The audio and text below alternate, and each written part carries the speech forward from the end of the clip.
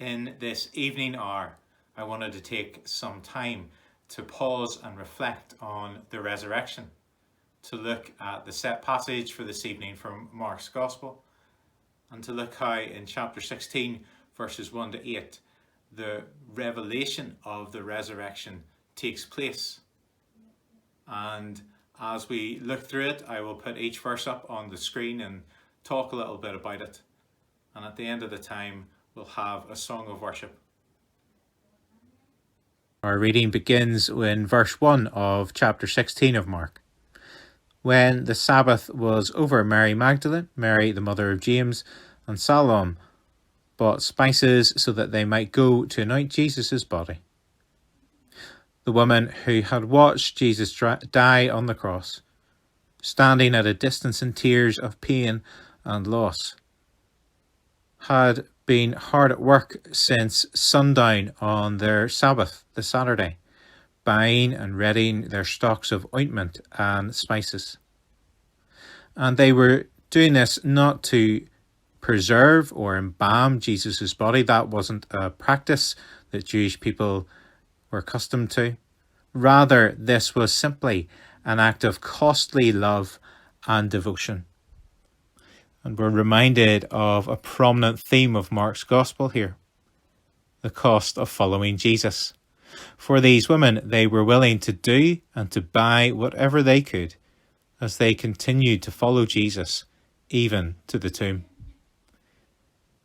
In verse 2, time has moved from Saturday night to Sunday morning, and we read of their journey towards the tomb.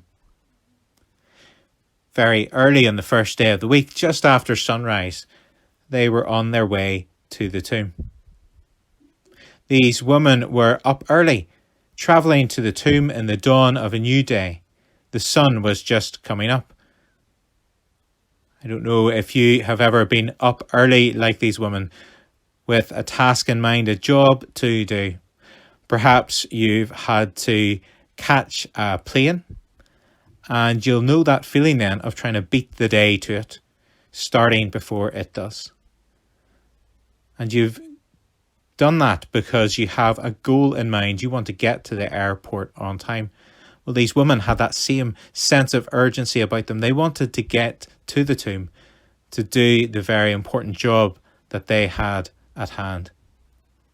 And in a time of grief, this job took on a whole new significance for these women. I don't know if you can relate to that. Perhaps in a time of grief yourself, you've had a task or a job to do. It's often a very therapeutic thing, having a purpose or a job that helps you cope with the situation that you face. Perhaps you've felt that need or that purpose to have a job to do in lockdown. I know I certainly have, and over this lockdown period, I've taken to making a long list of people to pray for. Family, church members, friends. And as I pray through that list each day, I have to say it's a therapeutic thing to be able to lift people before God that I'm not able to see in person. You might like to do something similar. Make it your job to pray daily for more people than you would ever have had time to before. Back to our Bible passage, and the conversation on the journey to the tomb has led the woman to wonder about the practicalities of the job at hand, in particular, that big stone. Verse 3 reads, "And they asked each other, 'Who will roll the stone away from the entrance of the tomb?' But when they looked up, they saw that the stone, which was very large, had been rolled away." The stones used in such tombs were around 6 foot high, and they were a great weight. This was a massive obstacle, literally, to the progress of the woman's job. How frustrating. So imagine their relief to see that it had already been moved away. At that moment, they didn't seem to question why. They were just happy to be able to get into the tomb and to anoint Jesus. And so they get on with the job and enter the tomb. As they entered the tomb, they saw a young man dressed in a white robe sitting on the right side, and they were alarmed. So in verse 5, we find that there's a great shock for these women. Jesus has gone. He's no longer in the tomb, and his body has disappeared. In his place there is a man in a white robe sitting where Jesus had been laid. Needless to say, the women were thrown into a state of shock and panic, thousands of thoughts racing through their minds. Perhaps you can relate to their experience. You've walked into a situation, received a phone call, or even in these days you've watched the news in horror at the story that's unfolding before you. Things are not as they should be. That horrible sense of being out of control of the situation.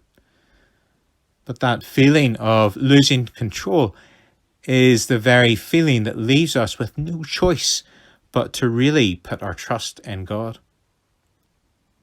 But just like a little child learning to ride their bike without stabilizers, we really want to have faith. We want to look ahead and just go for it. But we also want to be in control of the situation, so we lose our faith. We look back and we fall over. And so we find that the women are in that situation as they're confronted by a man. And the identity of the man in verse 5, other Gospels suggest to us, is actually that of an angel. Verse 5 tells us he's wearing white robes, and actually the subsequent message that he delivers seems to support that idea that he is an angelic messenger. He brings them words of comfort, but alongside it lots of new information. He says, "Don't be alarmed. You are looking for Jesus the Nazarene, who was crucified. He has risen. He is not here. See the place where they laid him." In this verse, we see the moment of revelation, the uncovering of the mystery. He is risen. He is not here.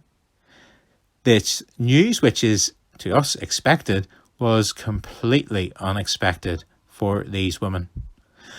I guess that if we went along to a funeral of a friend today, and we got to the church door only to be greeted by a stranger who said to us, "Oh yes, I know who it is you're looking for, but good news, he's not here. He's risen. See the coffin where he once was? It's empty." We too would find this information hard to process. We too might respond as these women did, in a state of terror and fear. But more of that in a moment. First, let's just take a look at verse 7. It reads, "But go, tell his disciples and Peter, he is going ahead of you into Galilee. There you will see him, just as he told you." Here we find the answer to the woman's deepest question. If Jesus isn't in the tomb anymore, where on earth is he? The man's instructions, although a stranger to them, are filled with insight. He knew who the women were looking for. He knew what Jesus had told the woman about raising from the dead and meeting them again.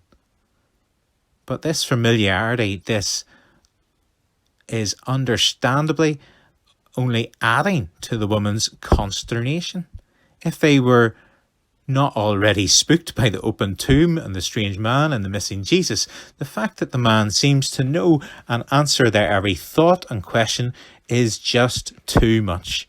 They couldn't keep a lid on their fraught emotions, and so we read in verse 8, "Trembling and bewildered, the woman went out and fled from the tomb.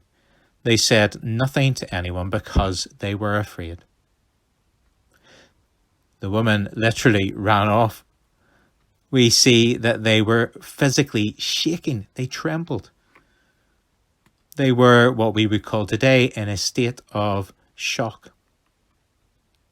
Gripped with fear, because to them the revelation of the resurrection has just occurred. It's new news. They were getting their heads around the idea that Jesus was alive again and that Jesus had defeated death and that the forces of such magnitude and scale were at work. This was a cosmic matter, history rewriting itself. They were literally lost for words and scared out of their wits. We often consider the resurrection as a moment of great joy, and of course it is. But the response of these women, gripped as they were with fear at the power of God, hints that we too, as we stand in the presence of the risen Jesus, should be filled with a sense of deep awe and reverential respect. So, as we reflect on the revelation of the resurrection, let us now take time to worship the risen Christ, to bow our knees, to reflect on the fearsome power, greatness, and holiness of God through Jesus. As Francis leads us in singing, "Worthy is the Lamb."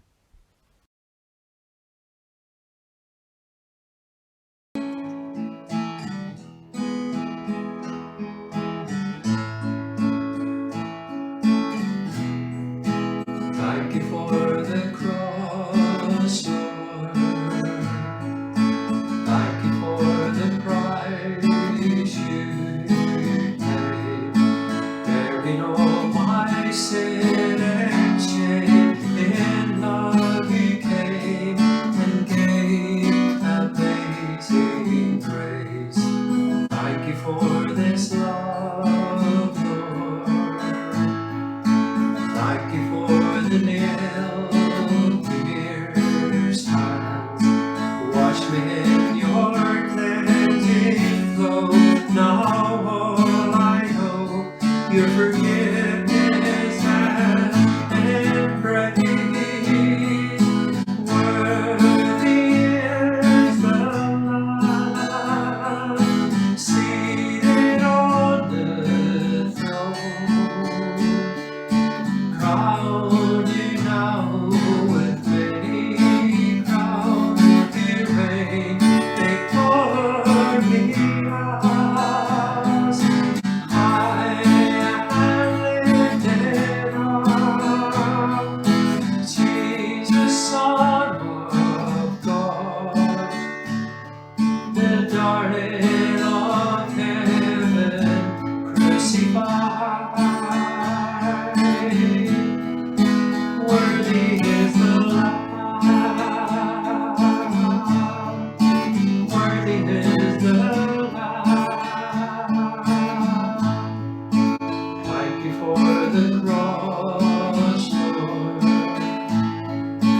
Thank you for the price you paid, bearing all my sin and shame. In love you came and gave amazing grace. Thank you for this love, Lord. Thank you for the nail-pierced hands. Wash me in your cleansing flow. Now all I know, your forgiveness and embrace. Worthy is the Lamb seated on the throne. Crown you now with many crowns, you reign victorious. High and lifted up, Jesus, Son of God, the darling of heaven, crucified. Worthy is the Lamb, worthy is the Lamb.